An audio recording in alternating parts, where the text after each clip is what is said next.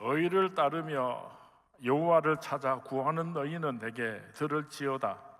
너희를 떠낸 반석과 너희를 파낸 우묵한 구덩이를 생각하여 보라.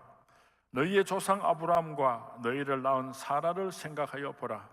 아브라함이 혼자 있을 때 내가 그를 부르고 그에게 복을 주어 장성하게 하였느니라.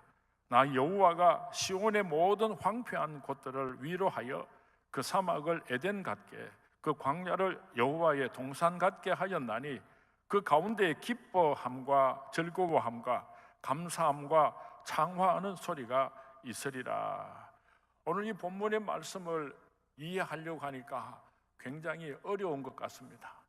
오늘 이 본문의 말씀을 쉽게 저는 문맥을 살펴보면서 풀이를 한다면 이런 내용의 말씀이 되겠습니다. 어떤 사람이 성전에 올라가는데 성전 문간에 아주 조각이 잘된 조각품이 하나 서 있습니다.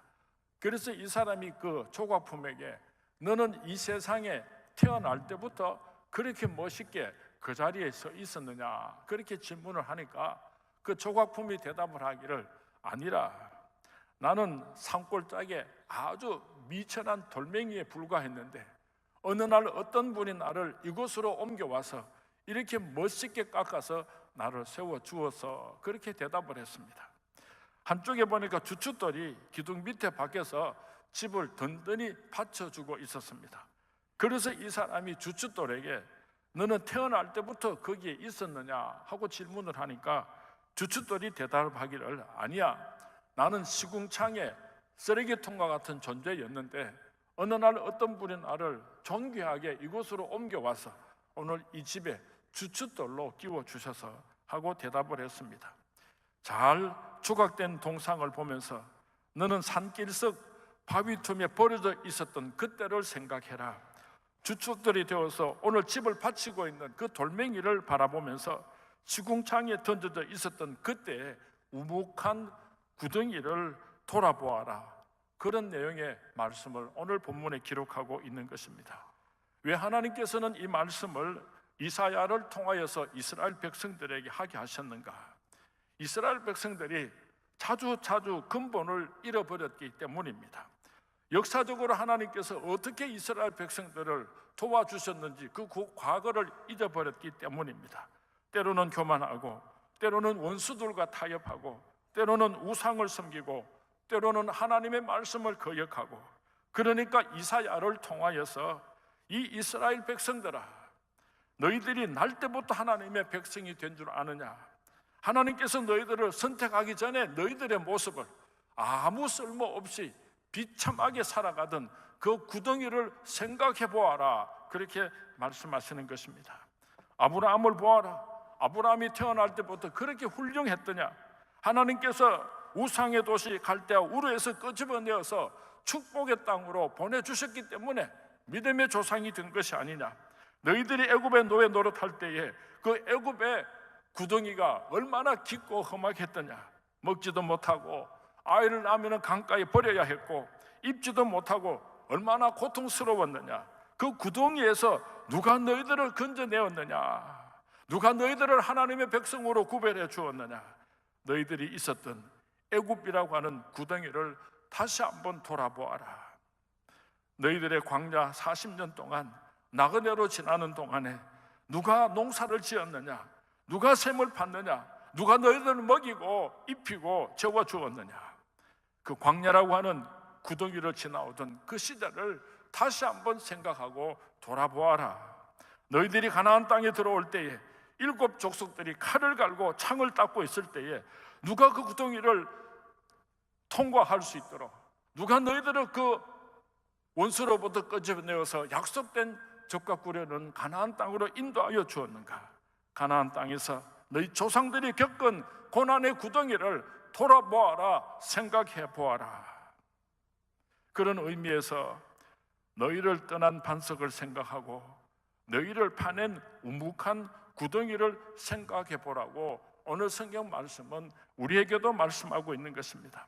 오늘 왜 본문 말씀을 선택하게 되었는가 하면은 72년 전 8월 15일 그때 하나님께서 우리 민족에게 베풀어 주신 은혜를 기억하고 생각하기 위함입니다. 오늘 예배는 8.15 광복 기념 감사 예배를 드리기를 원합니다. 80세 이상 되시는 분들은 광복절의 감격과 기쁨을 생생하게 기억하겠지만은 80세가 안 되신 분들은 희미하거나 이야기를 전해 들었지만은 서서히 우리들의 기억 속에서 사라져가고 있는 것 같습니다.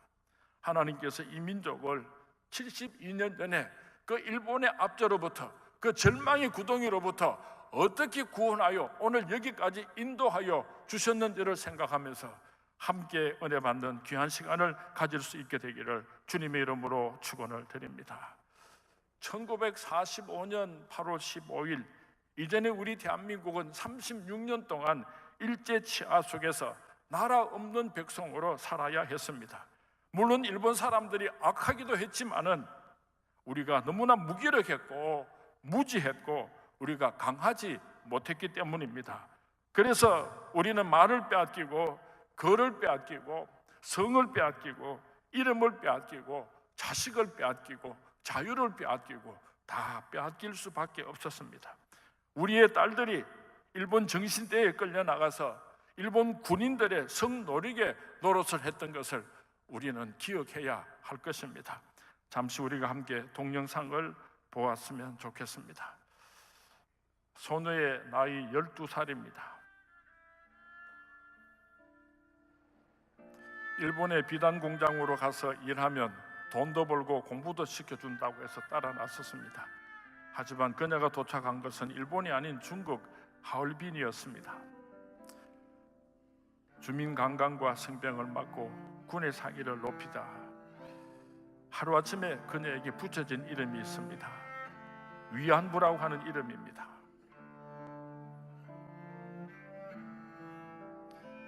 하지만 우리 한국의 딸들이 하게 된 일은 성노예였습니다. 일본 정부에 의한 강제 군인 매춘이었습니다. 자신이 어디로 끌려가는지 무슨 일을 해야 하는지 꽃다운 청춘을 잃어버린 조선의 소녀들이 약 20만 명이 된다고 합니다.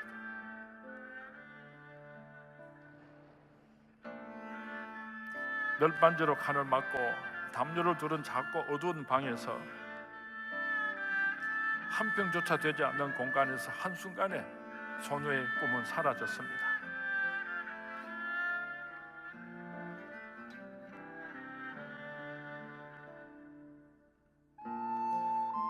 일본 군사들이 방에 들어오면 우리 조선의 딸들은 도망갈 곳도 피할 곳도 없었습니다. 짐승들이었습니다.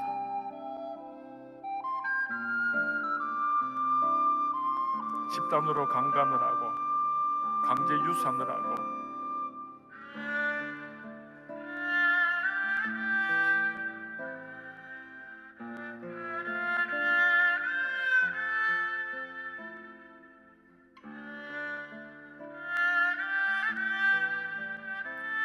먹을 게 없어서 콩 껍데기를 삶아서 그 콩 껍데기에다가 들판에서 도토라지라고 하는 들풀을 뜯어와서 같이 섞여서 물을 넣고 끓였답니다. 콩의 기름을 다 짜낸 콩깍지에다가 들풀을 섞어서 그렇게 죽을 끓이니까 얼마나 맛이 없었겠습니까? 울면서 배가 고프니까 그 콩껍데기 죽을 먹으면서 울면서 그래도 먹지 않으면 굶어 죽으니까 또 죽을 힘을 다해서 씹었던 그런 때가 있었다고 원로 목사님께서 저에게 말씀하여 주셨습니다. 참 우리 사람들은 쉽게 잊어버리는 것 같습니다. 지금부터 5년 전에 우리 교회를 리모델링 하기 전에 우리 교회가 사용했던 냉난방 시설은 30년이 훨씬 넘은 그런 냉난방 시설로서 여름이나 겨울에 에어컨이나 난방을 하게 되면 얼마나 시끄러운지 예배를 드릴 수가 없어서 어쩔 수 없이 기계를 끄고 예배를 드리게 되면 너무 춥고 너무 더워서 예배를 드리기가 어려웠습니다. 불과 5년밖에 되지 않았습니다. 이렇게 교회를 리모델링하고 시원한 곳에서 예배를 드릴 때에 그때를 생각하면서 하나님 감사합니다. 우리가 참 어렵게 예배 드릴 때가 있었는데 이렇게 좋은 시설을 주셔서 감사합니다 하고 기억하는 사람은 아무도 없는 것 같아요. 이스라엘 백성들이 강한 이유 중에 하나는 과거를 잊지 않도록 철저하게 후손들에게 교육을 시키는 것입니다. 우리는 명절이라 그러면은 추석이다, 8월 대보름이다, 설날이다 그렇게 말을 하지만은 유대인들은 유월절과 장막절이 큰 명절입니다. 유월절은 우리가 잘 아는 대로 애굽에 노예 노릇하다가 이스라엘 백성들이 출애굽하게 된 것을 기념하는 날입니다. 유월절이 되면은 그 장면을 재현하면서 후손들에게 우리가 이렇게 애굽에서 비참한 노예 생활을 하였고 하나님께서 이렇게 우리를 이곳으로 인도하여 주셨다고 철저하게 가르쳐 주었던 것입니다. 과거에 서러움 받던 조상들에 대한 울분을 후손들의 가슴 속에 심어 주어서 이스라엘 백성들의 그 국민성을 강하게 만들어 왔던 것입니다. 장막절은 40년 광야 생활을 기념하여 지키는 절기입니다. 장막절이 되면은 유대인들은 집을 비워놓고 들판으로 온 가족이 나아갑니다. 나무가지를 얽어서 초막을 만들어 놓고 그 속에 들어가서 맨 땅에서 일주일씩 먹고 잠을 잡니다. 무슨 음식을 먹는가 하면은 누룩을 넣지 않은 부풀지 않은 떡을 먹습니다. 이것은 무엇을 의미하는가 하면은 이스라엘 백성들이 가난할 때 먹을 것이 없어서 누룩이 없는 떡이라고 하는 것은 이 세상에서 가장 맛이 없는 떡을 의미하는 것입니다. 그 떡을 먹으면서 과거에 이스라엘의 조상들이 광야를 지나올 때에 이렇게 살았단다. 뼛골에 사무치는 하늘 그들의 가슴 속에 심어주어서 이스라엘의 백성들이 어디를 가든지 남의 나라에 동화되는 법이 없고 문화를 빼앗기는 법이 없고 언어를 빼앗기는 법이 없고 그래서 조그마한 땅덩어리를 가지고 있지만은 그 국민들도 얼마 되지 않지만은 오늘 온 세상 사람들 중에서 가장 뛰어난 나라로서 우뚝 서게 된 것입니다. 우리도 사랑하는 후손들에게 36년 일제의 압박을 반드시 가르쳐 주어야 할 것입니다.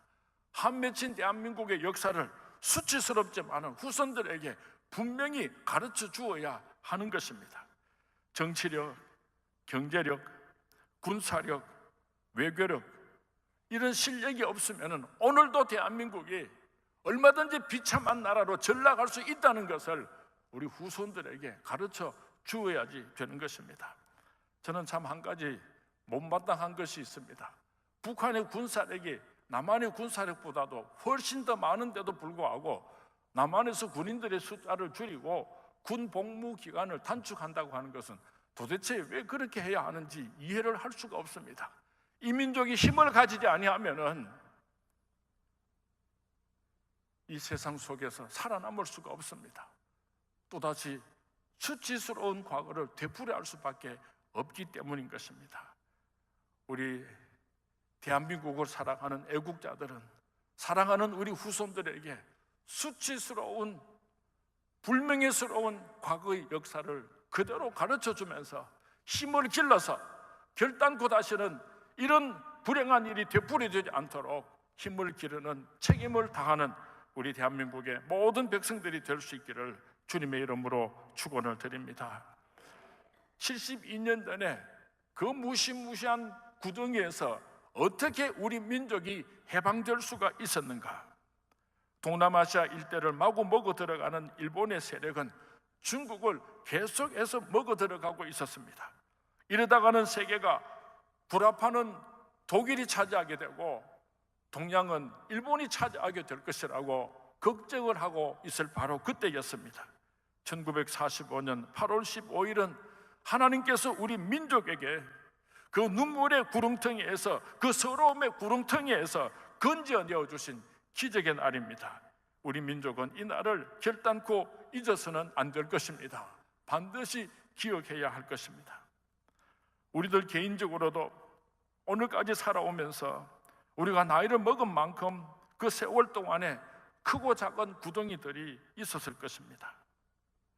어머니와 아버지가 아그락지그락 이혼 직전까지 싸움을 하는 살얼음판 같은 그런 구덩이도 있었을 것입니다. 사업을 한답시고 뛰어다니다가 부도가 나는 그런 구덩이도 있었을 것입니다.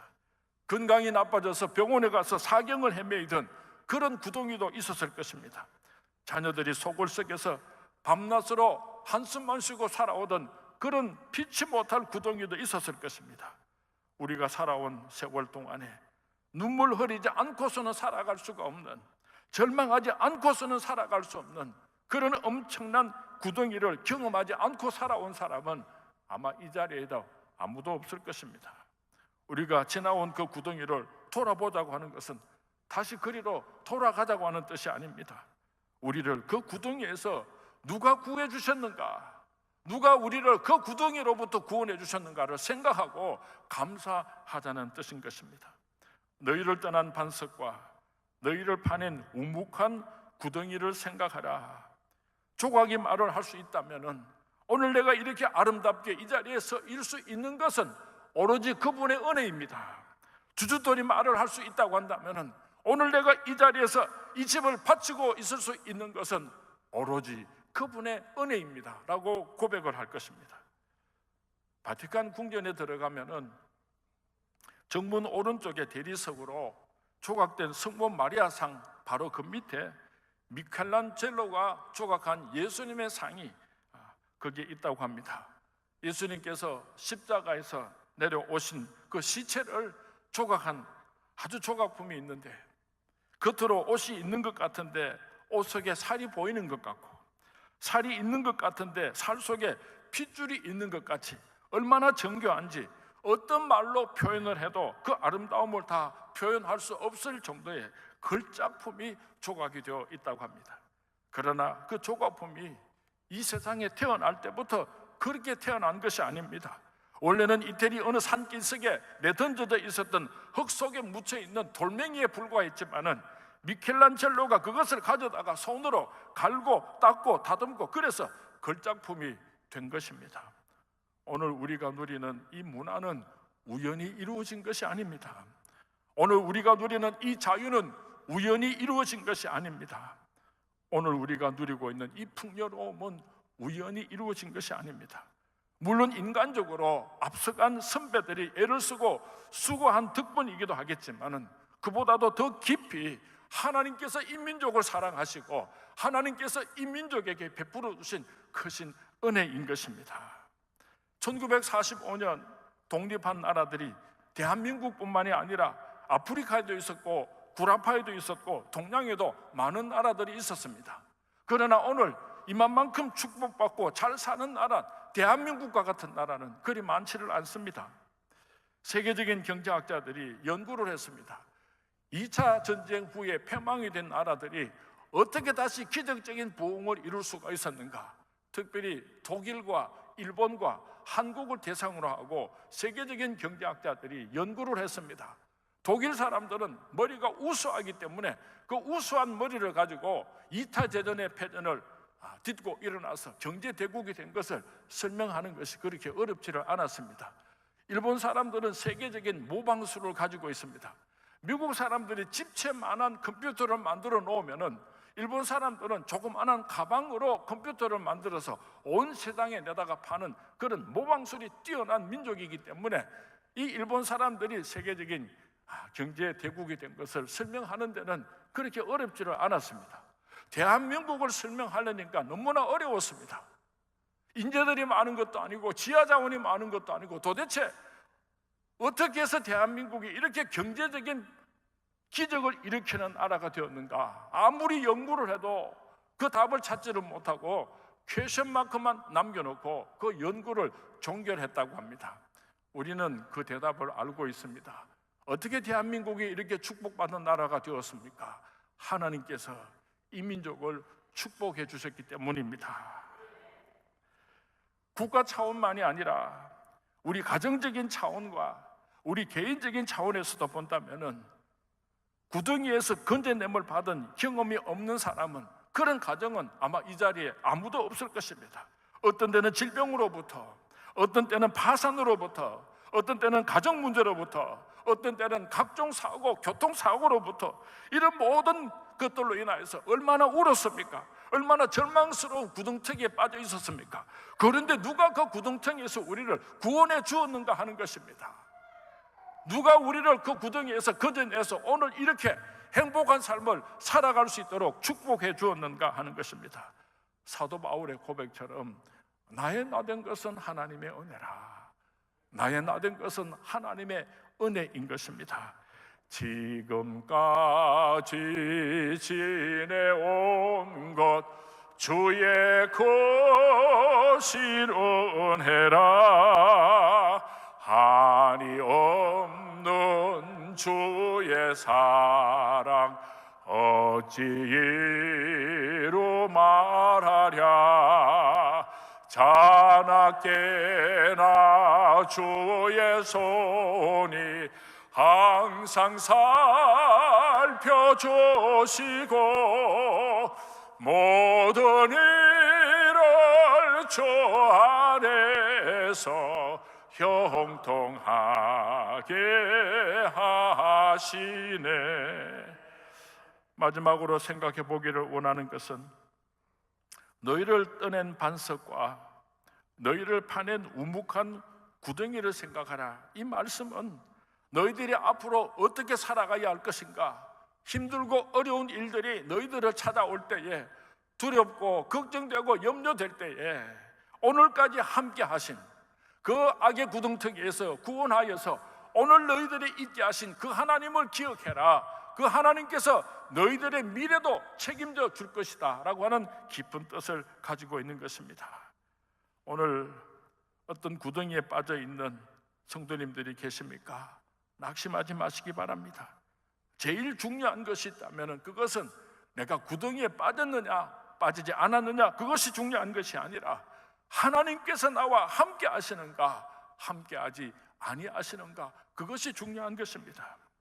아무리 내가 어떤 절망의 구덩이에 던지워졌다고 할지라도 현재 내가 어떤 구덩이에 놓여 있든지 그것 때문에 걱정하거나 절망하지 마시고 하나님을 꼭 붙잡을 수 있게 되기를 주님의 이름으로 축원을 드립니다. 스코틀랜드에 유명한 사냥터가 하나 있었답니다. 이 사냥터가 얼마나 유명했던지 영국의 귀족과 정치 요인들이 몰려와서 함께 사냥을 하고, 그래서 어쩔 수 없이 그곳에다가 아주 호화스러운 별장을 짓게 되었답니다. 그러니까 전기 귀족들이 사냥을 하고 나서 다 그 별장에 와가지고 그날 사냥을 했던 그런 무용담들을 늘어놓고 서로 자랑을 하고 서로 교제를 하고 잠을 자고 그런 별장이 되었던 것입니다. 어느 날 어떤 사람이 큼직한 샴페인을 들고서 자기가 사냥한 것을 자랑하면서 그 샴페인을 흔들어서 터뜨렸는데 그 샴페인이 얼마나 크게 터뜨려졌던지 한쪽 벽면을 완전히 망쳐버리고 말았습니다. 그래서 많은 사람들이 어쩔 줄 모르고만 다 도망을 가고 자기 방으로 들어가 버리고 말았는데, 한 신사가 우두커니 자기 방으로 들어가지 않고 그곳에서 끝까지 서 있었습니다. 모든 사람이 다 들어가고 나서 그 신사가 자기 가방을 열었는데 그 안에서는 물감과 붓이 나왔습니다. 시커멓게 더러워진 곳에는 돌멩이를 그려놓고, 얼룩덜룩 그렇게 더러워진 곳에는 호랑이 그림을 그려놓고, 이렇게 줄줄 흘러내리는 얼룩진 곳에는 폭포를 그려놓고 그림을 그리기 시작했는데 그 그림이 세계적인 명화가 되었다고 하는 것입니다. 영국의 유명한 화가 에드윈 헨리 젠저의 이야기입니다. 절망을 소망으로 바꾸는 솜씨, 눈물을 웃음으로 바꾸는 솜씨, 한숨을 찬양으로 바꾸는 솜씨, 살아계신 여호와 하나님의 솜씨입니다. 그 하나님께서 오늘 우리의 절망을 하나님의 축복으로 바꾸어 주실 것입니다. 가난이 여러분을 울리고 있습니까? 외로움이 여러분을 한숨 짓게 만듭니까? 한 치 앞을 내다볼 수 없는 내일 때문에 걱정하고 염려하고 계십니까? 눈을 들어서 하나님을 쳐다볼 수 있게 되기를 바랍니다. 머지않아 여러분을 그 구덩이에서 끄집어내어서 성전의 주춧돌처럼 존귀한 영광스러운 자리에 올려놓으실 그 하나님을 바라보고 찬양할 수 있게 되기를 주님의 이름으로 축원을 드립니다. 나라가 참 어렵습니다. 정권이 바뀌고 나서 많은 사람들이 걱정을 하고 있습니다. 운동권 주사파 출신의 사람들을 청와대에 대거 기용함으로써 우리나라가 공산화되는 것이 아닌가 하고 걱정하는 사람들도 많이 있습니다. 이러다가 경제적으로 삼류 국가로 전락을 하고 가난한 나라가 되는 것이 아닌가, 망하는 것이 아닌가 하고 걱정하는 사람들도 있습니다. 트럼프와 김정은이가 매일처럼 험악한 말을 주고받고 전쟁이 일어나기 일발즉발 미국에 살고 있는 친구가 전화가 왔어요. 미국에서는 아침부터 저녁까지 하루 종일 북한하고 전쟁하는 문제를 놓고 그렇게 매스컴이 도배를 하고 있는데 어떻게 한국에 살고 있는 사람들은 별로 그렇게 관심이 없느냐고. 삼천리 반도 금수강산, 하나님께서 주신 축복의 동산은 결단코 하나님께서 망하게 하지 않을 것입니다. 하나님이 우리를 위하시면 누가 우리를 대적하리요? 누가 우리를 그리스도의 사랑에서 끊으리요? 환난이나 곤고나 핍박이나 기근이나 적신이나 위험이나 칼이랴. 이 세상에 그 어떤 힘도 하나님께서 축복하시는 대한민국을 망하게 할 수 없을 것입니다. 하나님께서 하나님의 백성들을 통치하시고 하나님의 백성들을 다스려 오시는 방법이 있는데 그것이 무엇인가 하면은 하나님을 사랑하면 하나님께서 그 민족을 축복하고 그 사람을 축복했습니다. 그러나 그 사람이, 그 나라가 하나님의 사랑을 만홀히 여기고 세상 연락을 즐기고 하나님을 대적하게 될 때에 하나님께서는 원수를 일으켜서 하나님의 백성들을 때리시고 깨닫게 하시고 철저하게 자복하고 회개하고 돌아올 때에 하나님께서는 용서해 주시고 또 사랑을 베푸시는 이것이 하나님께서 하나님의 백성들을 길러가시는 방법입니다. 오늘 이 민족이 하나님의 축복을 만홀히 여기고 잘못된 길로 걸어갔기 때문에 하나님께서 때리시는 것입니다. 자복하고 회개하고 하나님께로 돌아올 때에 하나님의 축복은 회복될 수 있을 것입니다. 이 믿음을 가지고 기도하시는 우리 서문의 모든 성도님들이 될 수 있기를 주님의 이름으로 축원을 드립니다.